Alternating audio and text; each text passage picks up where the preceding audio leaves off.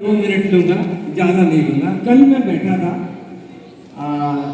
Former chief justice of India justice Deepak Mishra sir के साथ में, और एक कोई बड़ा फंक्शन कर रहे हैं, वहाँ इनवाइट करने गया था। करीब करीब 1.5 घंटा मेरी मुलाकात उनसे चली और मेरे साथ में लॉ स्टूडेंट भी थे। आपको ताज्जुब होगा, सबसे पहले ही उन्होंने एक शब्द कहा, देखिए साना साहब, मैं फॉर्मर जज of India supreme court of India नहीं हूँ, मैं एक कॉमन व्यक्ति हूँ। फिर इसके बाद उन्होंने शुरुआत की, सारी बातों का उन्होंने मेन बताया, और इसके बाद में जो उन्होंने बातें कही वो बिल्कुल एक जुडिशियल सिस्टम, लॉ, स्टैट्यूट, संविधान, इन सब बातों से हटके उन्होंने अपनी बात कही। क्या? Philosophy, books, reading of books, how to write a judgement, how to pronounce, English pronouncement, English vocabulary, किस तरह से आपको ठीक करना है। बिकॉज जब आप ऐसी स्टेज पे पहुंचते हैं तो वहां पे आपको बहुत सारी चीजें देखने को मिलती हैं। जब भी, अब इसे देखिए, एक चीज निकल के आती है कि जब भी वो जजमेंट लिखते होंगे तो ये नहीं है कि दोनों ही पार्टियों के बीच का जो कंक्लूजन निकला वही जजमेंट है, नहीं। जब सुप्रीम कोर्ट का जजमेंट आता है तो आप लोगों ने देखा कि एक लैंडमार्क कहीं न कहीं वो लेजिस्लेटिव से भी ऊपर बढ़ के अपना एक लैंडमार्क जजमेंट देता है, नई सोच देती है, एक नया निर्देश देता है।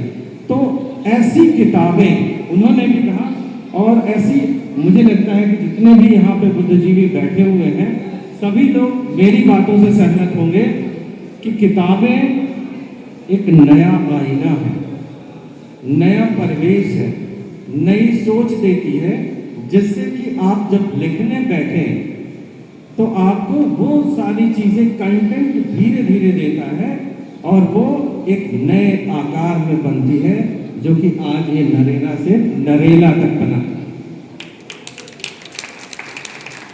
दूसरी बात कहना चाहता हूं कि किसी भी लेखक के लिए सबसे ज्यादा इंपॉर्टेंट 2 चीजें होती हैं। सबसे पहली बात उसका सपोर्ट। क्यों? क्योंकि ऐसा होता है कि लेखक जब बैठता है शाम को, रात में सारे कामों से छुट्टी मिल के, तब उसका माइंड उड़ान भरता है, न अब मैं लिखूं, और तब तक बहुत लेट हो चुका होता है, रात्रि के करीब, हो सकता है कि 11 बजेगा, हो सकता है 2 बजे, कभी 3 बजे, और वैसे। तो लेखक एक बहुत बड़ा काम करता है, लेकिन उसके साथ में उनका सपोर्ट उनका परिवार करता है, जो कि इनके मैडम होंगी और हमेशा सपोर्ट कर रही होंगी। उनके लिए जोरदार तालियां बजनी चाहिए। सर मैं सच कह रहा हूं तो बिल्कुल सही है, उनके बिना पॉसिबल नहीं है, तो उनके लिए जोरदार तालियां होनी चाहिए।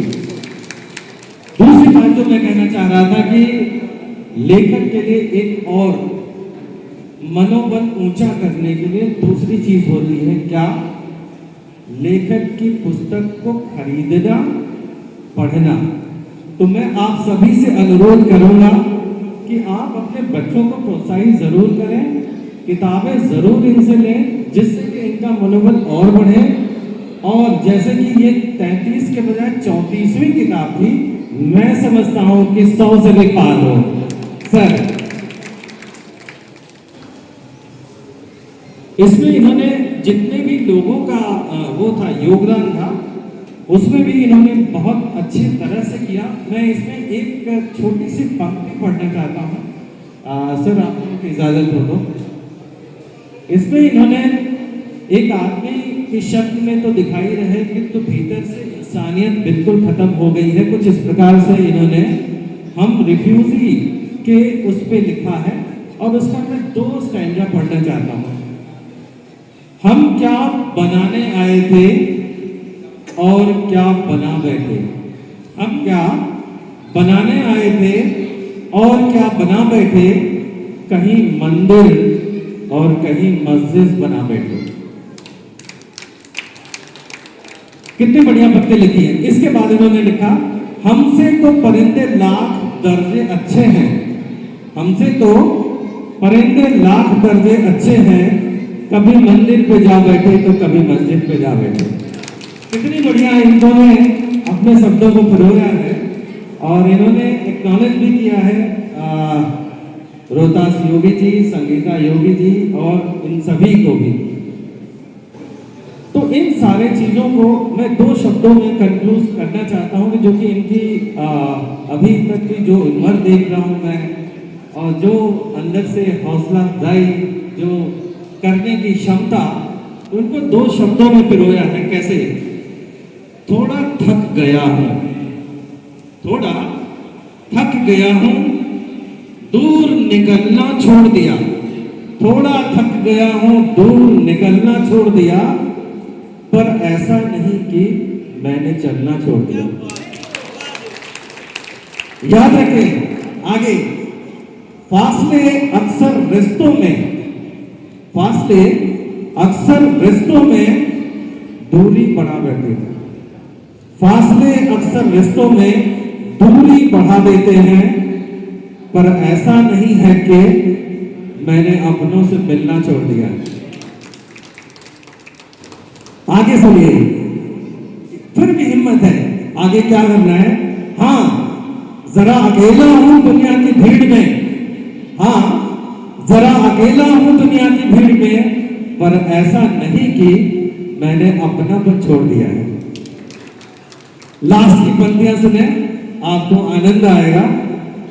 याद करता हूं अपनों को, याद करता हूं अपनों को, परवाह भी है मन में। याद करता हूं अपनों को, परवाह भी है मन में, बस कितना करता हूं ये बताना छोड़ दिया। बहुत बहुत धन्यवाद। इस किताब में लिखा हुआ है कितना परवाह करता हूं। आप सभी का बहुत बहुत धन्यवाद। आप सभी ने मुझे बुलाया, इस सब का बहुत धन्यवाद। क्यों सर? आदरणीय यादव जी, अस्ताना जी, मेरे बड़े भाई हरि भारद्वाज जी, चांद भाई, स्वामी जी जो है, रविंद्र जी, और सभी जितने बैठे हैं उन सबको मेरा प्रणाम जो है। भाभी जी भी आई हुई है जो है, बच्चे आए हुए हैं जो है। और भाई साहब के बारे में क्या कहना, ये अपने आप कुछ भी करते हैं जो है, सब भाभी जी का योगदान है। जैसा कि अस्ताना जी ने कहा था, अगर ये कर सकते तो बहुत पहले कर देते जो है। बचपन में कुछ किया इन्होंने, कुछ नहीं किया ना जी, किया भाई। तो इसलिए जो है वो पूरा का पूरा योगदान जो है वो परिवार का है, इसमें कोई लड़ाई नहीं है जो है। ननेरा से नरेला, इसको इतिहास कहे, उपन्यास कहे, कहानी कहे, क्या कहे, ये मेरी समझ में नहीं आता जो है, क्योंकि कुछ मैंने इसको पढ़ा है थोड़ा जो है। दरियाए दर्द जो है अगर देखा जाए तो मेरे ख्याल विश्व की जो है सबसे क्रूर घटना है। ऐसा विश्व के इतिहास में कहीं नहीं हुआ कि इस तरह का इतना कत्लेआम हुआ हो, इतना वो हुआ हो जो है। तो ये सबक सिखाता है हमें जो है कि आखिर जो है वो इतना कत्लेआम हुआ तो हमारी क्या गलतियां रही होंगी जो इतना कत्लेआम हुआ जो है। उससे हम सबक सीख सकते हैं, इस किताब के माध्यम से सीख सकते हैं जो है। इस तरह बहुत सी बातें हैं जो है, मंडी के बारे में कहा है और बहुत बातें कही है जो है। एक बार मेरी बात हो रही थी जो है भाई साहब से जो है, वो बोले भाई ऐसा है, देख राजेंद्र बात सुन जो है, ये नकारात्मक बातें नहीं करनी चाहिए हमें जो है, और हमेशा सकारात्मक रहना चाहिए। लोग कहते हैं कि कृष्ण जी आए, महाभारत जो है, मतलब महाभारत में महारानी द्रौपदी का चीर हरण किया। उस समय कौन कौन बैठे थे? युधिष्ठिर बैठे थे, अर्जुन बैठा था, भीम बैठा था, सब बैठे थे उसके पक्ष के। धृतराष्ट्र बैठा था जो है, भीष्म पितामह बैठे थे जो कृष्ण के समतुल्य थे जो है, इस तरह कृष्ण से कम नहीं थे वो जो है। आचार्य द्रोण बैठे थे। एक भरी सभा में जो है एक नारी का अपहरण, एक नारी की अस्मिता लुटी, आज लुट सकती है जो है। क्यों भाई साहब, जब आपकी हमारी चर्चा हो रही थी आपने कहा तो आज का युग हम कैसे मान लें कि वो कृष्ण काल के युग से बुरा है। हम जरा सोचिए, अध्ययन करेंगे, हम बढ़ रहे हैं, आगे बढ़ रहे हैं जो है, और घटनाएं होती है जो है, ऐसी कोई बात नहीं है, घटनाएं होती है जो है, परंतु उसकी आज प्रतिक्रिया होती है जो है। और जो है जो घटना हुई द्रौपदी की जो है, उसी का परिणाम था महाभारत। तो इसलिए जो है हमें हमेशा सत्य के साथ रहना चाहिए। सत्य की नाम हिलती डुलती है, परंतु कभी भी जो है वो डूबती नहीं है। इन्हीं शब्दों के साथ मैं हरि भारद्वाज जी का, अपने बड़े भाई का जो है बहुत बहुत प्रणाम करता हूँ उनको जो है, और आप सब लोगों को जो है, और हमारे अतिथि जो आए हैं उनको बहुत बहुत धन्यवाद देता हूँ। तो इतनी दूर से आके हमारा हौसला अफजाई किया जाए, बहुत बहुत धन्यवाद, बहुत बहुत आभार।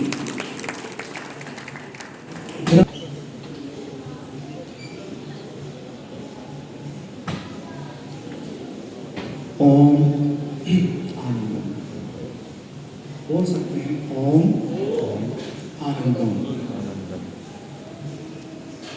आज हम सभी एक पुस्तक के विमोचन में शरीक हुए और विशेषकर जानी मानी हस्ती आप सबके बीच आचार्य हरि भारद्वाज, और उससे पहले शब्द लिखा हुआ लेखक के विषय में बहुत चर्चा हो चुकी है, और पुस्तक के विषय में भी बहुत चर्चा हो चुकी है, और ज़्यादातर पहले काफ़ी मित्रों ने पढ़ी होगी, कुछ नई चीज़ें आई हैं जो आप पढ़ेंगे। लेकिन लेखक के साथ साथ एक शब्द लगा है आचार्य। हरि भारद्वाज घर का नाम है, और मुझे लगता है कि आचार्य शब्द कैसे पड़ा ये महत्वपूर्ण है। कहते कि लेखक एक कला है, और कलाओं के आप भी धनी हो सकते हैं, जैसे नृत्य कला है, चित्रकला है, और एक साहित्यिक कला है जो लेखक के रूप में अभिव्यक्त हो रही है इनके द्वारा। लेकिन एक महाकला के लिए वो धनी है, उस पर मुझे नहीं लगता कि कभी चर्चा होती है। तो ऐसे मंच पर अगर ऐसा अवसर मुझे मिले और मैं वो चर्चा ना करूं तो बात अधूरी रह जाएगी। इसलिए वो चर्चा आप सबने सुन ली, अच्छी बात है, जो पुस्तक के विषय में। लेकिन आचार्य का मतलब क्या? देखते हैं कि हम पीछे इतिहास में कि जो संस्कृत से शास्त्री के बाद आचार्य कर ले, यानी कि एमए कर ले, उसे हम आचार्य बोलते हैं। लेकिन अगर थोड़ा सा गौर करें, प्राचीन और वैदिक काल में अगर जाएं, तो उस समय का आचार्य शब्द था जो बड़ा वैज्ञानिक शब्द है, और ये शब्द है परम विज्ञान से जुड़ा हुआ। मैं थोड़ा सा बस समय लूंगा 2 मिनट। जो ये परम विज्ञान से जुड़ा हुआ जो शब्द है, इसका मतलब है कि जो परम वैज्ञानिक है। एक वैज्ञानिक होते हैं, एक परम वैज्ञानिक होते हैं। एक बाहर की खोज करते हैं, एक अंतस की खोज करते हैं। अब थोड़ा सा ध्यान दें, थोड़ा सा महत्वपूर्ण है, जो विशेषकर जिनकी चर्चा हो रही है वो बातचीत कर रही है।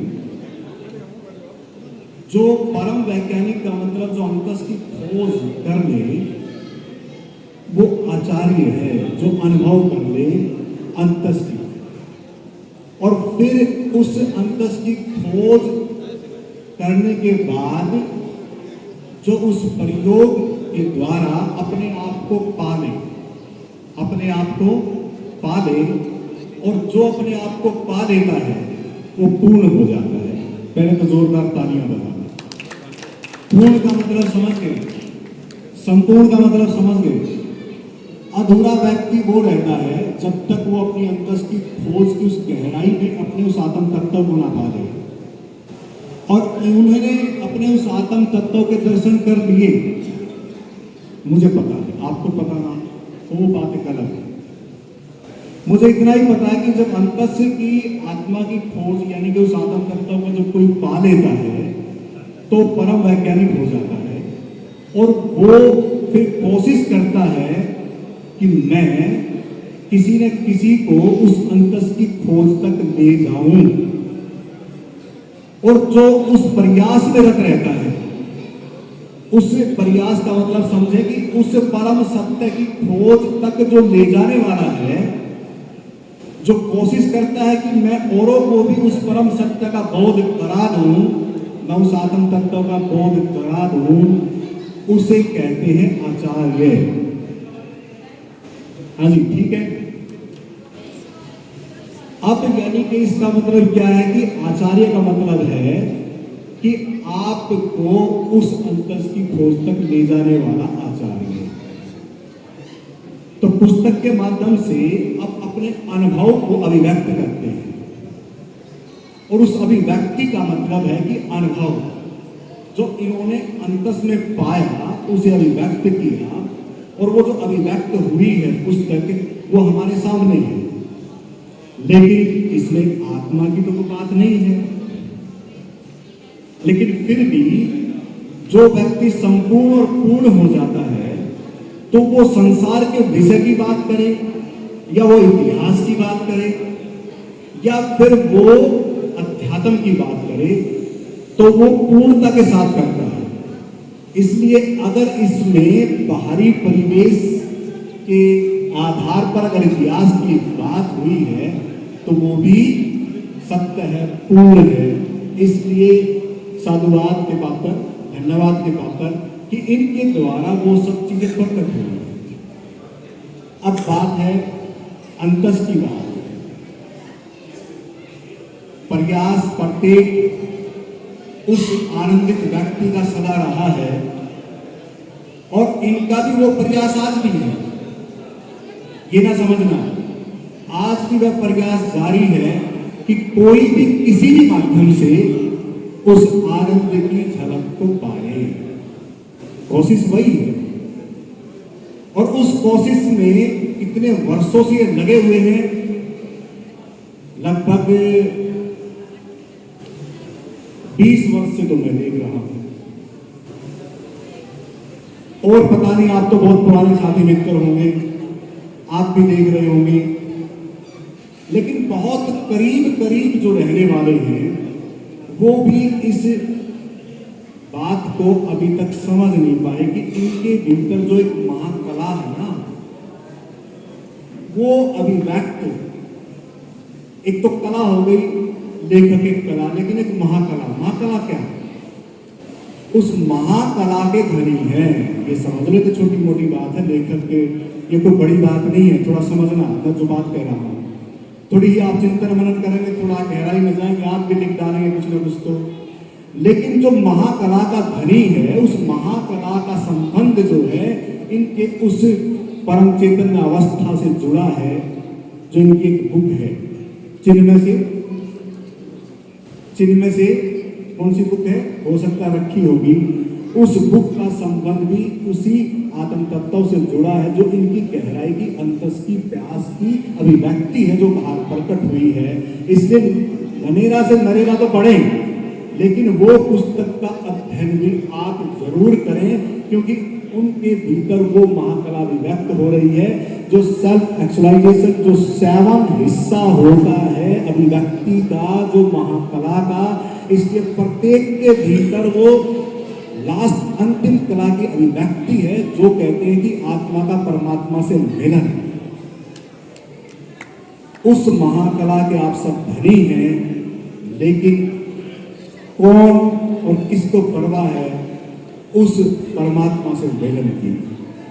मेरे साथियों, मित्रों, इस ऐसे अवसर पर मुझे इनकी उस अंतस की अभिव्यक्ति के रूप में जो मुझे अनुभव है इनके विषय में, उसे अभिव्यक्त करना, मेरा जब भी मुझे कहीं भी अवसर मिलता है इनके बारे में बोलने के लिए, तो मैं उस बात से चूकता नहीं। भले आपकी समझ आए ना आए, मुझे मतलब नहीं है, और आ भी रहा तो बहुत अच्छी बात है। लेकिन जिसको समझना चाहिए उनकी समझ में आ गया, और मैं समझाना किसको चाह रहा हूं? जो उसके करीब है, जो उसके करीब है। और मुझे पता है कि आप सब में से कुछ न कुछ साथी मिलकर बिल्कुल छटपटा रहे होंगे कि मुझे संपूर्ण होना है, मुझे पूर्ण होना है, मुझे सांसारिक रूप से भी पूर्ण होना है और मुझे आध्यात्मिक रूप से भी पूर्ण होना है। इसलिए संसार और अध्यात्म दो दिखते हैं, दो नहीं है। इसलिए धर्म और विज्ञान दो दिखते हैं, दो नहीं है। इसलिए आत्मा और परमात्मा, शरीर और मन दो दिखते हैं, दो नहीं है। बस भूल है कि जैसे ही हम उस परम सत्ता का अनुभव करते हैं तो बस वो दो न दिख के फिर एक अभिव्यक्ति के रूप में प्रकट होता है, और वो है चैतन्य, और वो है हमारा परम चैतन्य। और वो अभिव्यक्ति, वो अनुभव हमारे मध्य जो आचार्य श्री जो बैठे हैं, उन्होंने वो अनुभव कर लिया है बहुत पहले। कमाल है, आप सुन हो गए, ताली नहीं बनती।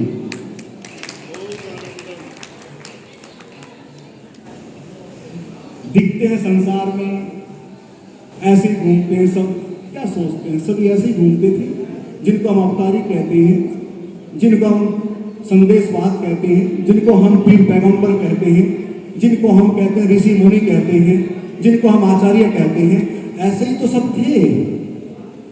पर बात है कि जब चले जाते हैं तब याद करते हैं, फिर उनके अनुयायी बनते हैं। इसलिए मैं चाहूंगा कि जो हमारे मध्य हमारे बीच हैं, उनके उस अंतस की प्यास को भी जान लें। और मुझे उम्मीद और आशा है कि जो इनके करीब होंगे वो इनके रूबरू भी होंगे, और मैं तो इनके काफी करीब रहा हूँ। मुझे नहीं लगता कि आप लोग करीब रहे होंगे, आपको भी नहीं पता मैं कैसे करीब रहा हूँ, मुझे पता है, क्योंकि मैं अब उस चीज से गुजर चुका हूँ। इसलिए पीड़ा है, तड़प है, ये बात रखनी जरूरी है कि आप भी वहां से गुजरे, और प्रत्येक का यही भाव होता है कि हर कोई वहां से गुजरे। ओम आनंदम, ओम आनंदम। नमस्कार। मंच पे आसीन यादव जी, के बी आस्थाना जी, राजेंद्र प्रसाद सिंगल जी, रविंद्र जी, आचार्य जो मेन अपने आदमी है हरि भारद्वाज जी और आचार्य जी।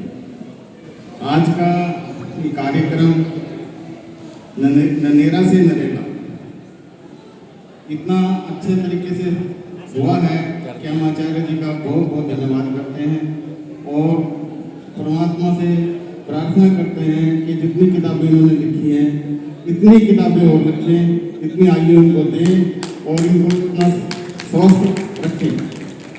हमें बस यही खुशी है कि हमें इस तरह से इकट्ठा किया, और हम लोग नरेला वासी हैं, नरेला में रहते हैं, और नरेला से निकल कर आगे पीछे गए हैं। तो मैं बहुत बहुत धन्यवाद, बहुत बहुत धन्यवाद। बहुत बहुत धन्यवाद। आज का ये बहुत ही बेहतरीन दिन जो कि आज हम देखने के लिए मिल रहा है, ये साहित्य एक बहुत बड़ी कला है, और मैं इनके बहुत निकट रहा हूँ। उनकी लेखनी में जो मैजिक है, जो जादू है, वो बहुत नजदीक से परखा है, देखा है। कई बार तो जब मैं अचानक इनसे पास पहुंच जाता था तो ये इतने मशगूल होते थे लिखने में, उन्हें ये पता नहीं लगता था कि कौन आया है या कौन गया। इतना ही नहीं, इनके मार्गदर्शन में मैंने बहुत कुछ सीखा है। पिछले कम से कम नहीं तो 15 साल से इनका सानिध्य में रहा, वो बात दूसरी है।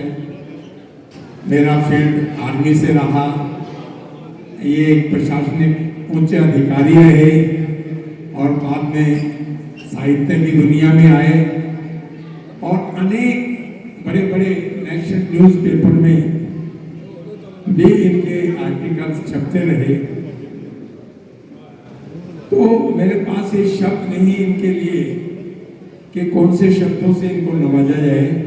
मेरे आदरणीय आचार्य भारद्वाज जी ने जो ये सेकंड संकल्प किया है, इससे पहले भी इन्होंने किया था, तो इसको और शानदार तरीके से लेआउट करके जो संकलित किया है नानों का ननेरा, और कई चैप्टर इसमें ऐड किए गए हैं, जैसा कि मैं देख रहा हूँ।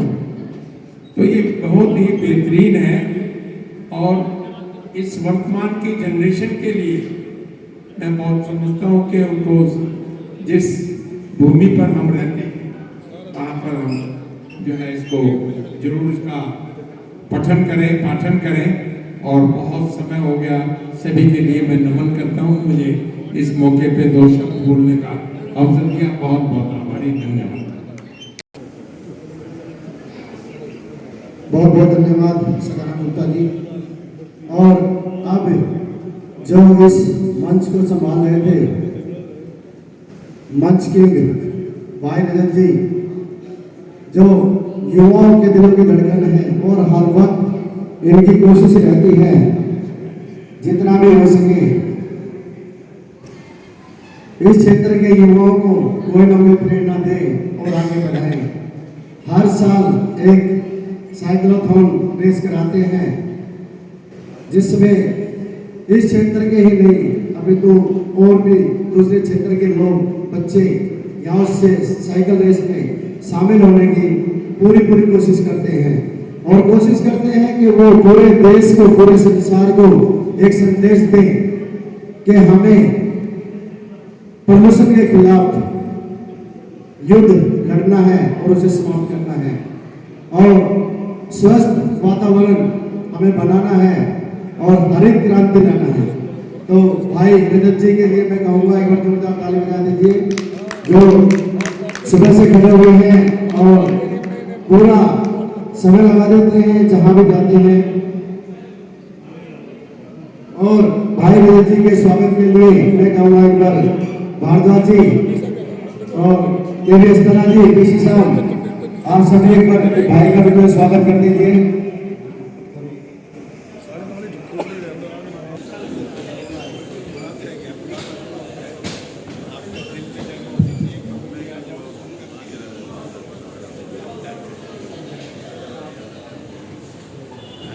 आइए सर।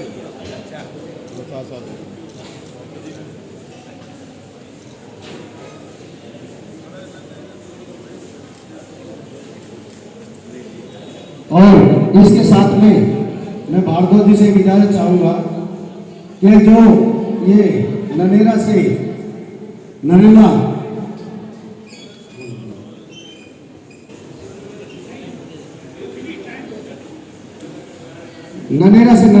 जो पुस्तक लिखी है, इसके अंदर राजा चंद का जिक्र किया गया है, जो रजापुर कला गांव भोरगढ़ के पास बसा करता था और उसी से यहाँ ये क्षेत्र की बसावट है। आज राजा चंद के वंशज हमारे बीच में मौजूद हैं। मैं कहूँगा कि महासिंह जी आप कृपया मंच पे आ जाए। महासिंह तोमर जी के लिए जोरदार ताली बजा दीजिए। और भाई ललित जी, जिन्होंने इस पुस्तक में बहुत बड़ी भूमिका निभाई है और आगे भी जो नल्ले का इतिहास या आसपास के गांव का कोई भी इतिहास लिखा जाएगा, और जैसे मुझे आचार्य हरि भारद्वाज जी ने बताया कि अब आगे गांव भोरगढ़ का भी एक इतिहास लिखा जाएगा, तो उसमें सबसे अहम भूमिका जो रहेगी वो भाई ललित और महासिंह तोमर जी की रहेगी। तो एक बार इनके लिए जोरदार ताली बजा दीजिए और भाई का स्वागत करेंगे।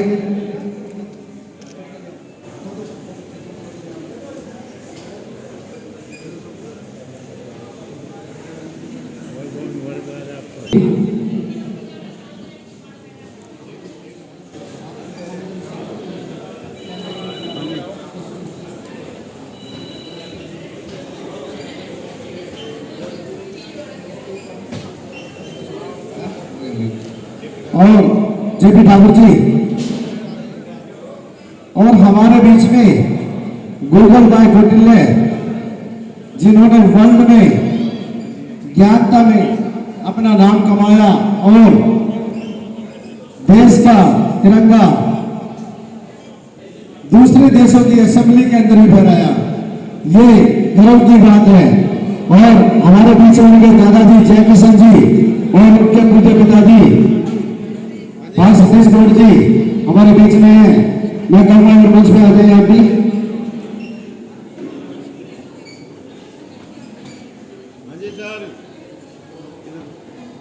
और इस बीच में एक मांग और भी है, जो हरि भारद्वाज जी की धर्मपत्नी है परमेश्वरी देवी जी, वो भी अगर मंच की तरफ आ जाए। परमेश्वरी देवी जी और उनका पूरा परिवार एक बार मंच की तरफ आ जाए।